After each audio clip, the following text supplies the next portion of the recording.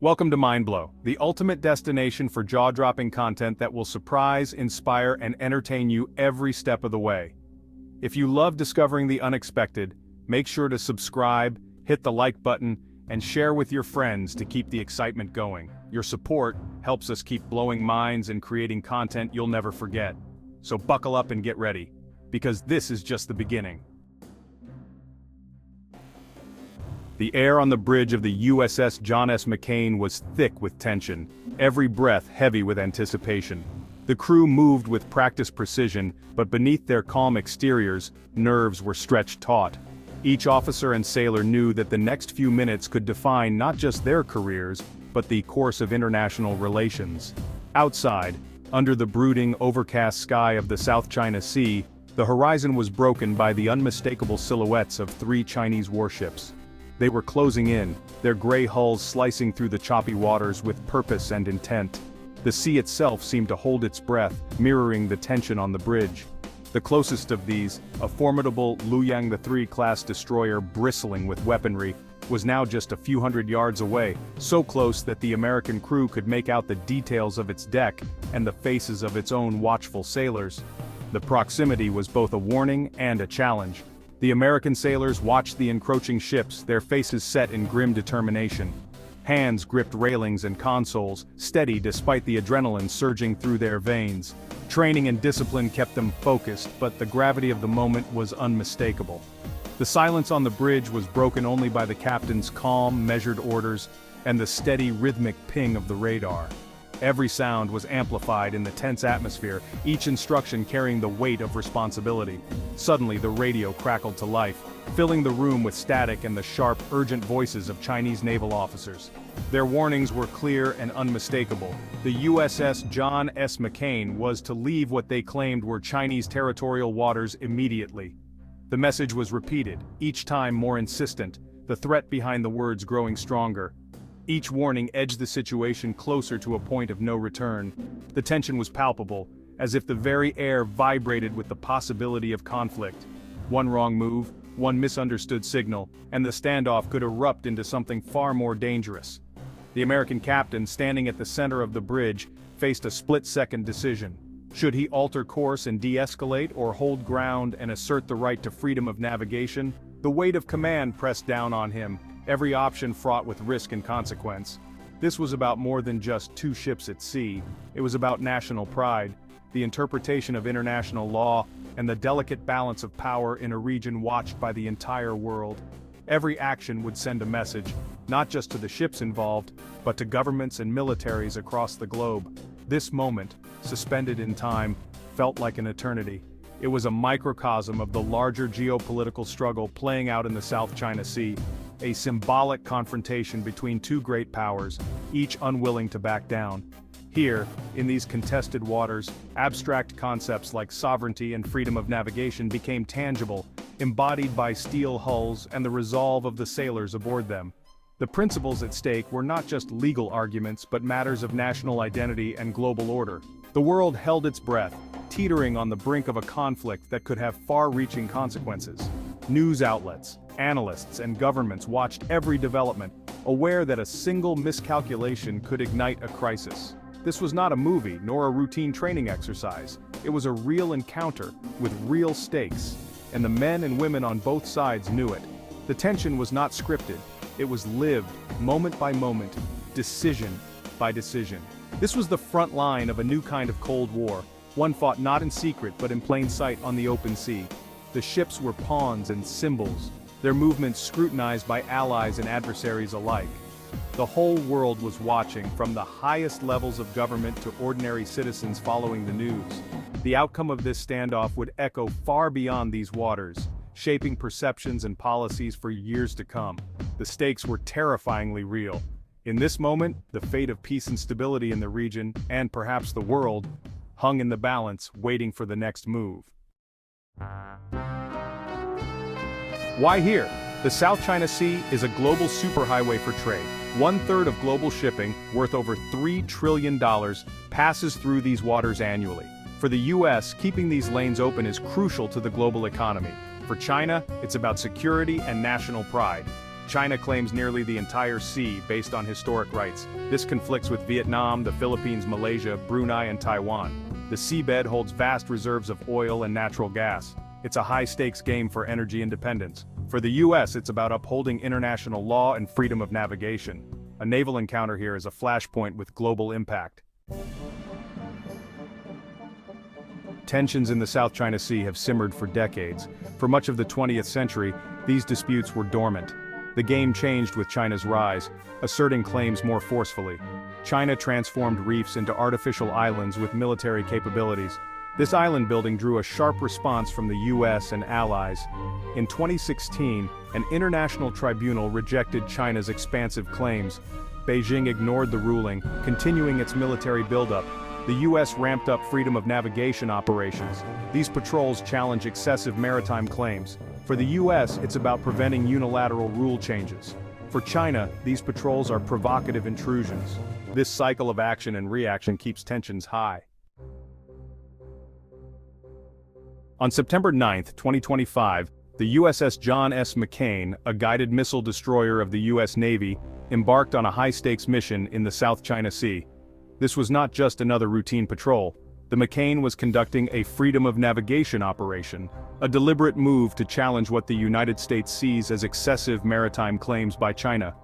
Its mission was clear and bold: sail within 12 nautical miles of Mischief Reef, a disputed feature in the Spratly Islands, which China has transformed into a fortified artificial island. By doing this, the US was making a legal and political point. According to international law, Mischief Reef is not recognized as sovereign Chinese territory, and the US refuses to acknowledge China's sweeping claims over these waters. The Chinese response was immediate, forceful, and unmistakable. Within minutes, Chinese warships were dispatched at high speed, closing in on the McCain's position. 3 Chinese Navy ships intercepted the McCain, executing a classic shouldering maneuver, moving aggressively alongside the American destroyer in an attempt to intimidate and physically force it off its intended path. The Chinese vessels positioned themselves alarmingly close, at times just a few hundred meters away, creating a tense and dangerous situation on the open sea. Inside the McCain, the atmosphere was tense. The bridge crew listened intently as radio communications crackled with warnings and threats. The Chinese commander's voice came over the radio, stern and uncompromising, demanding that the McCain immediately change course and leave what China called its territorial waters. But the American captain, trained for moments like this, remained calm and resolute. He refused to alter course, asserting the right of innocent passage under international law. What followed was a tense standoff, a true battle of wills between 2 naval powers, each determined not to back down. The lead Chinese destroyer escalated the confrontation, cutting directly across the McCain's bow in a dangerous maneuver that brought the ships perilously close to collision. With only seconds to spare, the American captain ordered an emergency turn, steering the McCain away and narrowly avoiding disaster. The high-stakes encounter dragged on for nearly an hour, with both sides refusing to yield, until finally the McCain altered course and moved away from the immediate area, mission complete. The message from China was clear. It was willing to risk confrontation, even at the brink of conflict, to enforce its territorial claims in the South China Sea. The aftermath left a deep chill over the region, a stark reminder of how quickly tensions can escalate in these contested waters and how fragile peace can be when great powers collide. The USS John S. McCain incident exemplifies China's aggressive behavior. For US planners, it's part of a disturbing pattern. China's goal: establish control over the South China Sea. The US cannot accept this as it threatens international order. Freedom of the seas is a cornerstone of international law. The US has treaty obligations to allies like the Philippines and Japan. Upholding commitments is a strategic necessity. The USS John S. McCain's mission was a message of reassurance and deterrence. The risk of confrontation is real, but inaction poses a greater threat. From Beijing's perspective, the USS John S. McCain was intruding.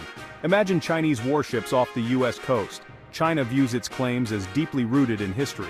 Reclaiming the South China Sea is about righting historical wrongs. The artificial islands are defensive measures. China sees itself encircled by US military bases. The islands are a shield against foreign interference. US warships near these islands are seen as threats. The aggressive interception is a necessary act of self-defense. China portrays the US as the aggressor. This deep-seated perception makes the situation dangerous. In the darkness of the open sea, warships from rival nations often find themselves in dangerously close proximity. These tense encounters, sometimes just a few hundred meters apart, are fraught with risk. Even the smallest miscalculation, a misread radar blip, a misunderstood maneuver, or a delayed command, could easily spiral out of control, turning a routine patrol into a crisis. In such high-stress situations, a single mistake, whether it's a navigation error, a misinterpreted signal, or a technical malfunction, could ignite a much larger conflict. The margin for error is razor-thin, and the consequences of a slip-up are enormous. Imagine a scenario where a US and a Chinese destroyer nearly collide. The world would be watching as both sides scramble to respond. Such an incident would be a major international event, instantly raising tensions to a boiling point. In the heat of the moment, it might be seen as an intentional act of aggression, not just an accident. The crews would go to battle stations, bracing for the worst. News would spread rapidly, fueling public outrage and putting immense pressure on governments to respond forcefully. Domestic audiences would demand action, and leaders might feel compelled to escalate rather than back down. What began as a small incident could quickly grow, drawing in more ships and spreading across the region. A limited clash could become a regional conflict, threatening the stability of the entire area. In the confusion, warning shots might be fired, intended to deter but easily misinterpreted as an attack. The line between restraint and escalation is thin. If nerves snap, ships could start exchanging live fire. What started as a standoff could erupt into a deadly battle at sea, with both sides unleashing their full firepower. In the chaos, a local commander, fearing for his ship and crew, might decide to launch a missile, believing it's the only way to survive. The sinking of a warship would mark a point of no return. At that moment, the conflict would become a hot war, with lives lost and no easy way to de-escalate. The fighting might not stay at sea. Aircraft carriers could launch fighter jets, and missiles could be fired toward land-based targets, expanding the conflict beyond the ocean. China, seeking to neutralize US naval power, might launch missiles at American carrier groups, aiming to tip the balance of power. In response, the US could strike back at Chinese military bases, radar sites, or missile batteries, escalating the conflict even further. As the situation worsens, allies on both sides could be drawn in, activating defense treaties and turning a bilateral clash into a multinational war. What began as a dangerous dance between two ships could escalate into a full-blown war, with devastating consequences for the region and the world. The aftermath would be catastrophic. Cities in ruins, ships lost at sea, and countless lives changed forever, all because of a single miscalculation.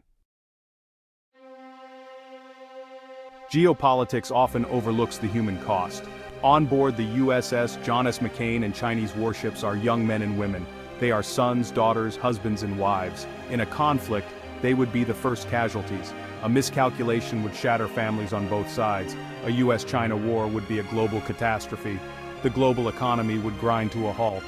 Supply chains would break, causing shortages. The economic prosperity we take for granted would vanish. A conflict would disrupt daily life worldwide.